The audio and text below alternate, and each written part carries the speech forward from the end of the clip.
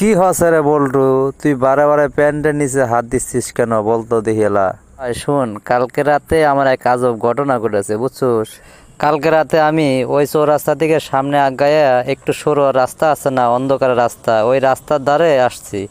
আসার সাথে সাথে একদল ডাকাত এসে আমার সামনে পড়লো বুঝছো। এই ডাকাত দল এসে আমারে বলছে, এই তোর কাছে কি আছে সব বের করে দে আমাকে। তখন আমার তো কোনো টাকা পয়সা কিছু ছিল না, তাই বলছি ভাই আমার কাছে তো কিচ্ছু নাই। তখন ডাকাতের সর্দার বলে উঠলো, এই দাঁড়া, তুই দাঁড়া, তোর পেনের চেনটা খোল। বললাম কেন?